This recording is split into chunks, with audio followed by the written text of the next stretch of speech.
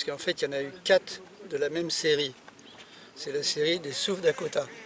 Donc il y a eu le South Dakota, l'Indiana, le Massachusetts et l'Alabama.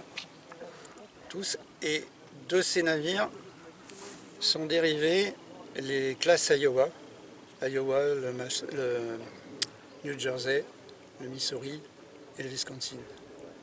Voilà. En fait, tous ces bateaux avaient le même armement, pareil, sauf que la classe Iowa, Missouri, etc., New Jersey, ils l'ont coupé au milieu, celui-là. Ils ont rajouté 40 mètres, ils ont rajouté des turbines et une deuxième cheminée pour pouvoir passer de 27 nœuds à 30 nœuds. Mais en fait, l'armement était le même. Donc la longueur de la maquette 207 cm, puisqu'elle est au centième, et que le vrai fait 207 mètres. À vide, le vrai pesait 32 000 tonnes, donc il faut qu'il fasse 32 kg. 32 kg. Donc voilà, alors ça, on a fait ça.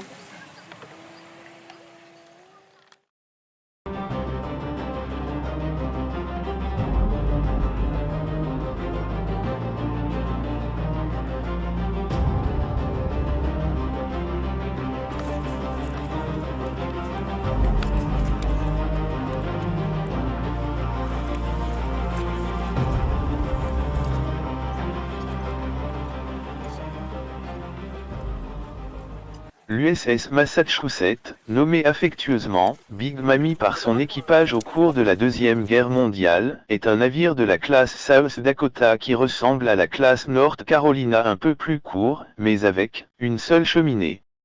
Il est le 7e navire des États-Unis à porter le nom du 6e État américain.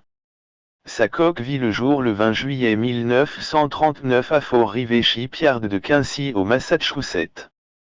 Il fut lancé le 23 septembre 1941 et entra en service le 12 mai 1942 à Boston. D'un déplacement de 35 000 tonnes, avec une longueur de 208 mètres, une largeur de 33 mètres et un tirant d'eau de 8,9 mètres, il pouvait naviguer à 27 nœuds avec 115 officiers à son bord et 1678 hommes d'équipage. Son armement consistait en 9 canons de 406 mm, 20 de 127 mm, 24 de 40 mm et 35 de 20 mm. Sa carrière débuta le 28 octobre 1942 quand il se joignit à la force d'invasion de l'Afrique du Nord, et devint le vaisseau amiral de l'amiral Kent Hewitt. Se dirigeant sur Casablanca le 8 novembre en support de l'opération Torque, il tombe sous le feu du nouveau cuirassé français le Jean Bart et de ses canons de 381 mm. Il ouvre alors le feu à 7h40, étant le premier navire américain à tirer des obus de 406 mm contre le théâtre d'opérations européen. En quelques minutes, il met le Jean Bart hors service, et se joint ensuite au Tuscaloosa pour bombarder les destroyers français qui se sont joints à la bataille coulant le Fougueux et le Boulonnais. Le Massachusetts fut lui aussi touché par les batteries côtières par des projectiles de 240 mm, lui causant des dommages mineurs. Après un cessez-le-feu entendu avec les Français, il retourne aux États-Unis le 12 novembre pour préparer sa campagne du Pacifique. Nous le retrouvons en 1944 qui bombarde Kwajalein, et il protégera les porte-avions à Saipan qui subissent maintenant les attaques des kamikazes.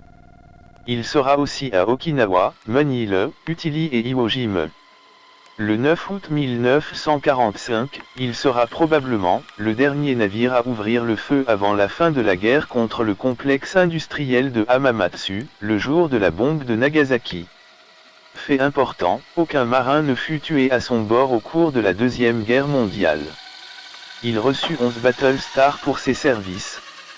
Il fut désarmé le 27 mars 1947 et rayé des livres de la marine le 1er juin 1962. Il fut sauvé de la casse et rénové pour être ensuite remorqué à Fall River, comme monument aux combattants de la Deuxième Guerre.